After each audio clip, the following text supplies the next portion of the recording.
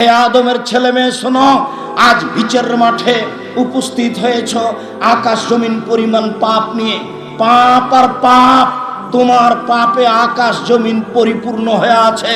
মনে রেখো আদম সন্তান, আমি তোমার পাপ সমপরিমাণ ক্ষমা নিয়ে উপস্থিত হয়েছি। তোমার যে পরিমাণ পাপ আমার সেই পরিমাণ ক্ষমা, তোমার যে পরিমাণ পাপ আমার সেই পরিমাণ ক্ষমা, তোমার যে পরিমাণ পাপ সেই পরিমাণ ক্ষমা, তোমার যে পরিমাণ পাপ সেই পরিমাণ ক্ষমা।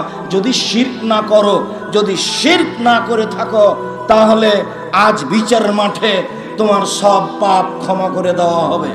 সম্মানিত দিনী ভাই বোন, আপনারা অবগত হন আল্লাহর ক্ষমা, আপনারা অবগত হন আল্লাহর দয়া।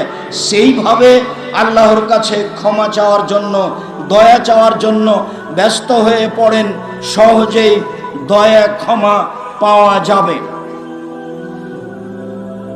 আনাস রাদিয়াল্লাহু তাআলা আনহু বলেন, অন্য এক বর্ণনায় এসেছে আব্দুল্লাহ ইবনে উমর রাদিয়াল্লাহু তাআলা আনহু বলেন, ইন্না লা নাউদ্দু লিরাসূলিল্লাহ সাল্লাল্লাহু আলাইহি সাল্লাম ফিল মাজলিস। আল্লাহর নবী যখন কোনো বৈঠকে বসতেন তখন আমরা গণনা করতাম তিনি কতবার বলেন এই বাক্য। যখন তিনি কোনো বৈঠকে বসতেন তখন আমরা গণনা করতাম তিনি কতবার বলেন এই দোয়া।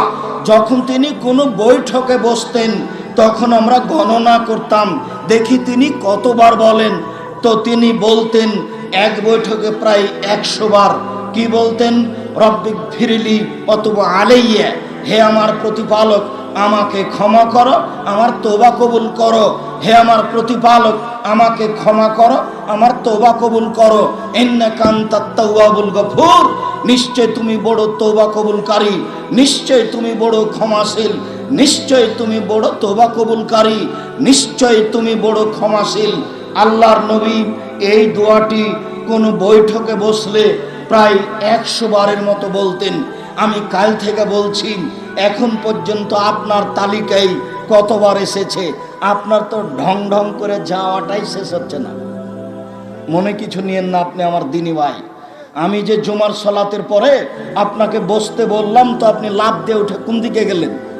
কি বুঝাতে চাচ্ছেন আপনি? আপনাকে আমি শতবার বলছি, এটা সালাফি কনফারেন্স, এটা জামিয়া সালাফের কনফারেন্স। এখানে কোনো মানুষের প্রশংসা হয় না, এখানে কোনো দলীয় কথা হয় না, এখানে বিষয়ভিত্তিক কোরআন হাদিসের আলোচনা হয়। অতএব নিজেকে বোকা মনে করিয়েন না, আমার অনুরোধ।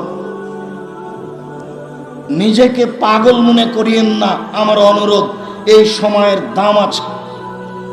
নিতান্তই যখন ফিরে হচ্ছেন তখন হাঁটবেন, অনেক বড় জায়গা আছে।